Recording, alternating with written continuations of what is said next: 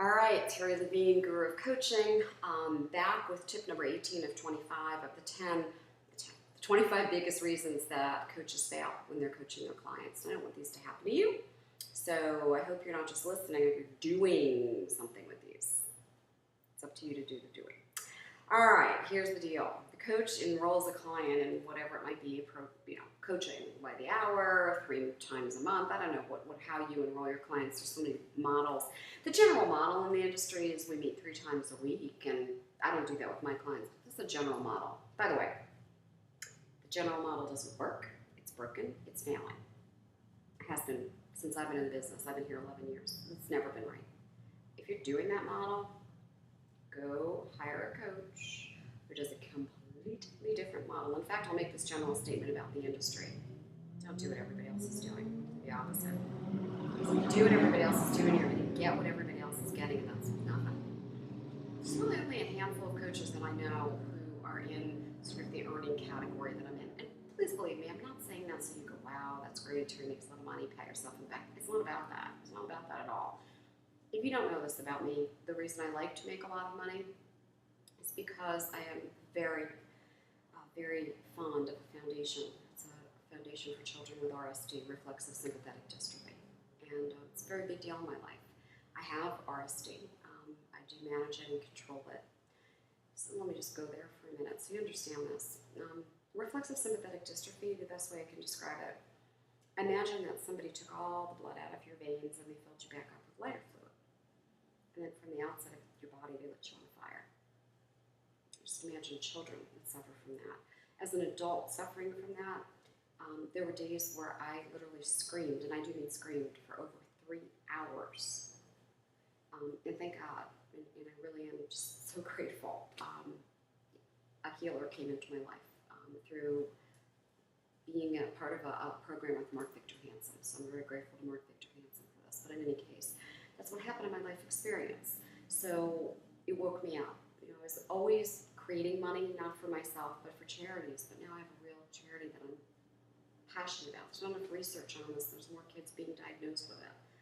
And if you just understood the pain that these kids have, it just literally tears my heart up. So I tell you that I make a lot of money because I want you to understand I make a lot of money so I can give a lot of money. I don't need a lot of money. We're not buying new houses, new cars. We're very happy with what we have. My husband said to me one day, you make a great living. What do you want? I said, what do you mean what I want? He said, well, do you want anything? I'm like, what do you mean do I want anything? He's like, do you want a new car? I'm like, no, I love my car. I don't want a new car. He's like, do you want anything? I said, honestly, no. I want to be able to give more and more money to the RSD Foundation. That's how I feel. So it's important to me to help you be successful. And I need you to be very clear for you. There's a lot of coaches in this industry that are not the real deal and they're not making a lot of money, just the way it is, factual. If you think 20,000 is good, great.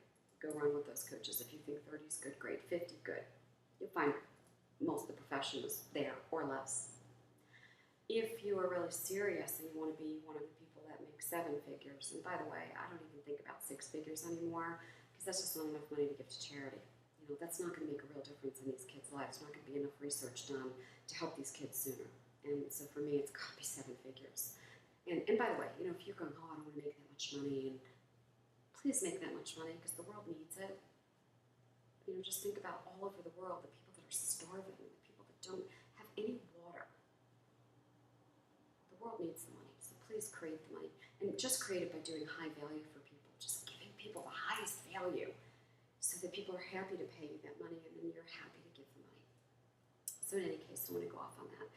But what happens is in this industry, most people just follow what everybody else is doing. And if everybody else is failing, it's only a handful of people very, very successful.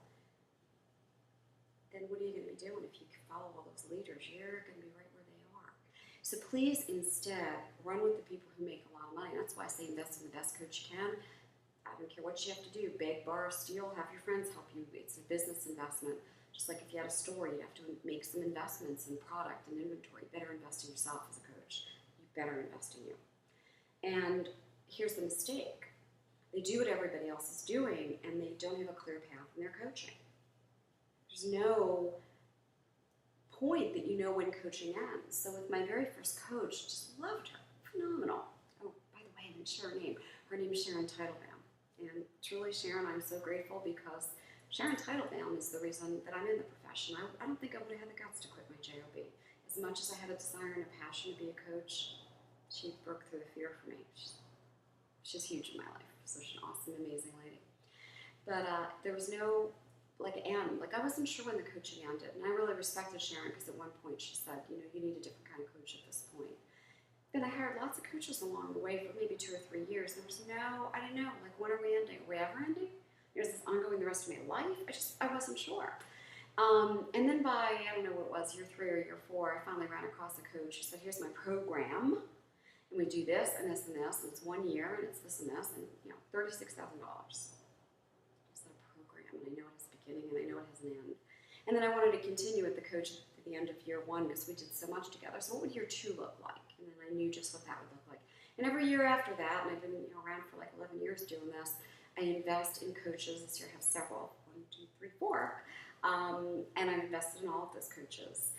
And they all have programs. Has a beginning and an end. They happen to all be a year. Mine's a year. Just because I really like to be on the journey with my clients for at least that long. Most of my clients stay much longer, but we've been together on the journey. I can help you make real significant change. So I'm going to say to you, here's the mistake number 18. There's no path. You enroll people into something, they have no idea when it's ever ending. Let me tell you, it's very confusing for clients. And it creates a little bit of fear too.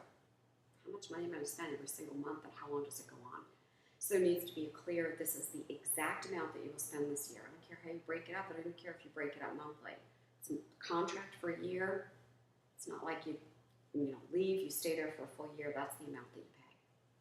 Try that on. If you're not doing it and you're doing what all the other coaches are doing, I don't know what else to say. I think I made it pretty clear in this video. It's not the right move.